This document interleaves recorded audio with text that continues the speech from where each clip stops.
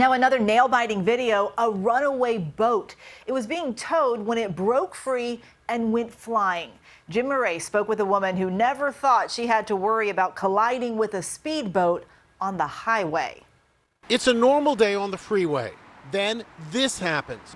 A boat goes sailing across 3 lanes of traffic, narrowly missing cars on the busy road in Los Angeles.